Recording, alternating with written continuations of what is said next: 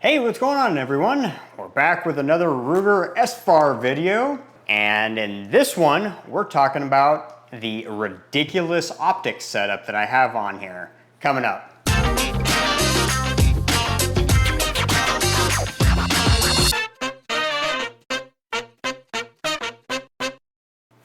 So first things first, obviously there's no mag in here, and the rifle is clear of all ammunition. There is no ammunition on here except for the spent casings that I went over in the last video. But no live ammunition. So you might be wondering why we have this ridiculous looking optics setup on top of our Ruger SFAR here. Well, that's mostly because I didn't know exactly what route I was going to go with this setup. With it being a 308, you would typically think that it's capable of longer range, at least that's what goes through my mind, as this is only my second 308 rifle. I usually associate 308 with longer range. Granted, this is only a 16-inch barrel, but I wanted something that was more of a close to mid-range setup, with it being lightweight and only a 16-inch barrel. It was not going to be, I did not want to set it up for super long range or anything like that, but I did want to be able to reach out a little bit. Now, in a perfect world, I think an LPVO is the perfect optic. But the LPVO is a very heavy optic setup at adding at minimum 1.5 pounds to your rifle, and at a rifle that weighs so little to begin with, I didn't want to go adding another 1.5 pounds or maybe even 2 pounds to the top of my rifle. The primary arms came out with a 1:10 first focal plane, which looked very intriguing, but that would be adding 2 pounds to the top of this thing, which is not something I wanted to do. I also considered a 1:8, which would add another 1.5 pounds, and a 1:6 would be in about the same range. But in all honesty, with a 1:6, I might as well just go with this setup right here that I ended up going with. So, what do I have on top of here? Well, right here we have the new Primary Arms 5X. This is the Micro 5X Prism. If you've seen some of my other videos, it's obvious that I love the 3X. So I wanted to give the 5X a try and see if I liked it. Now, the ones that I run the 3X on, that's my only optic. I don't run any offset red dots because the 3X is still low powered enough that you don't really need an offset red dot. Is not like of the utmost necessity. Is it a bad thing to have? No, absolutely not. But a 3X isn't like crazy magnified that you can't use it in close quarters, but then also be able to use it out to mid-range stuff. But with a 5X, our tunnel is just a little bit narrower and make it a little bit harder for fast target acquisition, so I wanted to do some sort of offset red dot. Obviously, I have 2 offset red dots on here. That is only so that I can figure out which I liked better. No other reason. So I went, so I have the 12 o'clock on here. This is the newer mount from Primary Arms that basically sandwiches in between the lower part of the mount and then gives you a mount up on top. And then I have the, I think for Primary Arms, not technically a 45-degree offset, it's like a 33-degree offset or something like that. I have that on here as well. It replaces the side plate on the mount and gives you an offset place to mount a dot. So I wanted to put both of them on here just so that I could have very quick experience with both of them so that I can figure out which one I want. Without having both of them on here, I could not figure out which I liked more of coming straight up to the 12 o'clock or rotating the rifle to the offset dot. So putting them both on here allowed me to figure that out. So the red dot that I have on top here, this is the Holosun 507C. I took this off from my Diamondback DBX 57 for the time being, just so that I can experiment. If you don't know, these plates that Primary Arms has, they are MOS, so you would need an additional mounting plate in order to put them on here. This one up top here, I am only using VHB tape, very high bond tape. I'm using tape to hold it on there. I didn't want to go spending $40 to $80 on a plate if I was not going to go with this setup. So I just didn't want to spend the money. I needed something that was temporary enough to be able to play with it to see if I liked it. And in all honesty, I have fired this rifle. All 90 rounds that I have through this rifle, I had with this on here with VHB tape, and it hasn't moved. Not saying that you should do that. I'm just saying that it worked for experimenting purposes. So with the 12 o'clock position, you go down from being on the 5X, and then you come up to the 12 o'clock position. So you can see I have more of a chin weld here, and then a cheek weld for the 5X. Now there's a couple of reasons why I didn't really care for having it at the 12 o'clock. And yes, insert your comments below. I have a very square jaw. Well, those edges are very sharp. I actually have a bone that sticks out right here, and it's really sharp, and if I hit it just right, it does not feel good. And I'm at risk of doing that with holding it at the 12 o'clock. I don't get that nice secure cheek weld that I do like this, so it can smack me in the jaw and would not be very fun, at least for me. When I was playing with it, I didn't really like the offset because it was kind of twisting, and it would get caught up in here and it would get twisted. So instead of just twisting, I kind of got to push out and then come back in. But through playing with it, I can honestly tell you, I like the offset far better than the 12 o'clock because I can keep my cheek weld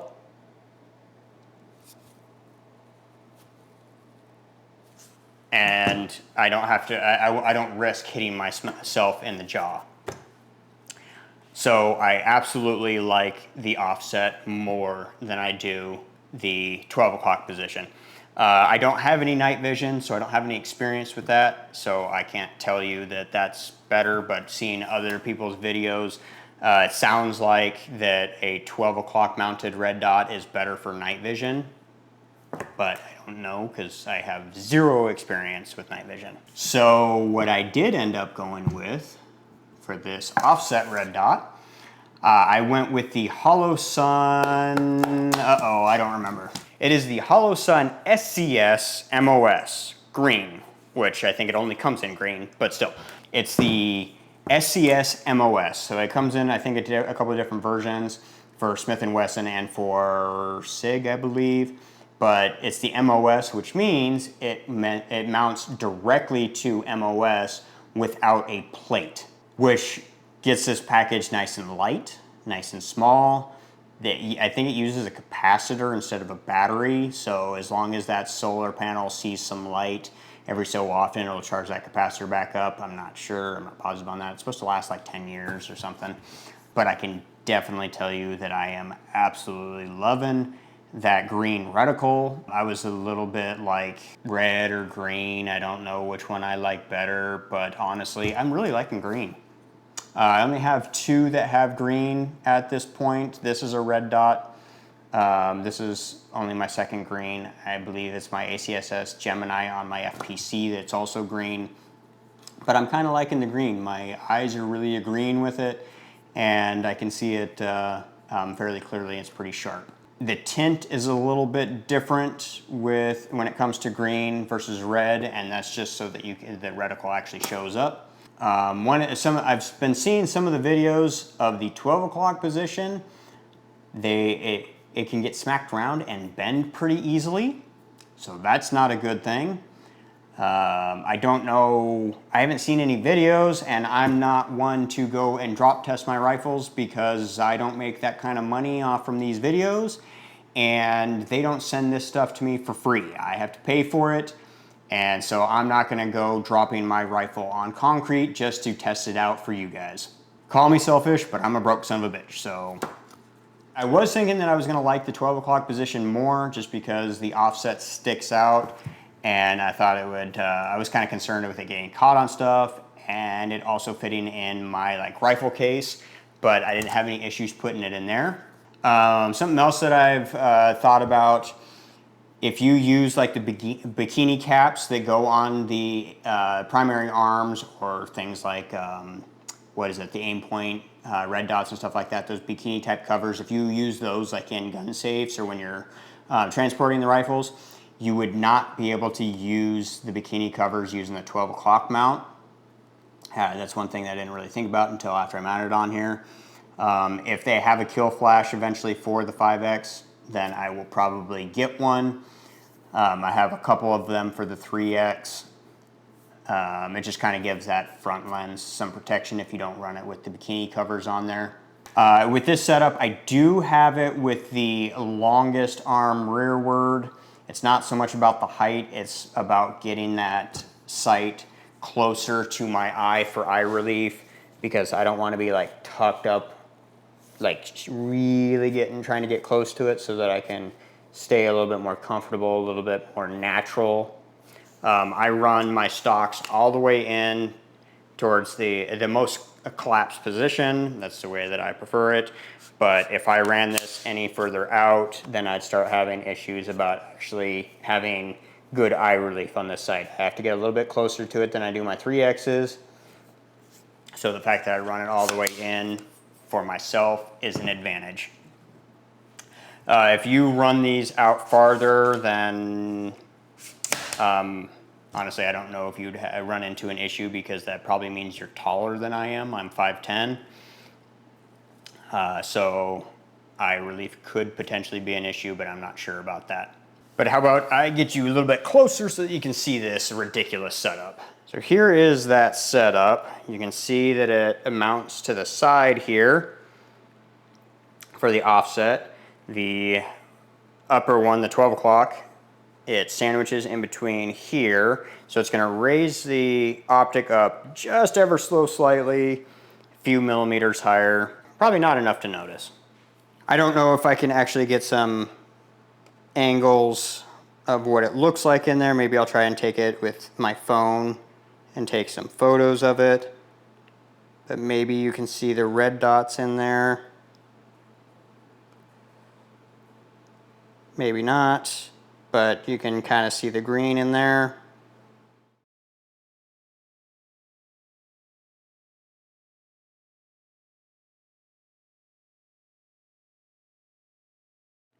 So this entire optics setup, that is including the 12 o'clock mount and the extra red dot, the entire setup is 14.1 ounces.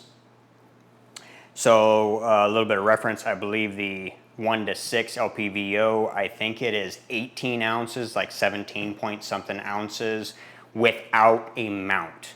So you're talking over 20 ounces for the 1-to-6, which a 1-to-6, and you're most of the time when you use an LPVO, you're usually using a 1X or 6X, right? You're usually not using them in between. You're usually at one end or the other. But 1-to-6, I have 1 and 5. So is that additional 1X magnification gonna make that big of a difference? Your 6X versus your 5X? I don't know. But considering that this is considerably lighter, and I'll take a moment here so that I can take this 12 o'clock mount off. I was waiting to do this video to do that, so I'll go ahead and do that now. All right, so I finally took the 12 o'clock mount off. Like I said, I was just waiting to do this video before I removed it, but I knew that I was going to. And now the setup weighs 11.43 ounces. So that is significantly lighter than a 1-to-6X would be with mount. And if you were to add an offset red dot to it, it'd be even heavier. So I'd say this is a pretty good in between. I really like this setup. I like the offset, I like the 5X, and I think it's a pretty good setup. It is going to be more expensive than if you were to go with a 1:6 or even the 1:8. So this is a much more expensive setup, but I do think it's worth it. I really like it. I wanted an enclosed red dot, but then it would require some sort of a plate because this is the primary arms mounts are Glock MOS, so it would require some sort of mounting plate if I were to do an enclosed of some sort. I was looking at several of the enclosed and ended up just going with this just because I wanted the simplicity of just directly mounting it without a plate in between. So I do think this optic setup is a good one to be able to keep the rifle lightweight, but still be able to get a little bit of range with it and be able to still use it close up and be quick with it with that offset red dot. I really like the setup. I'm really happy with it. And hopefully this will help you decide what kind of route, what kind of optics setup you want to get for your Ruger SFAR. And if you have any questions or any ideas, leave them in the comments below, and we'll catch you on the next project. See ya.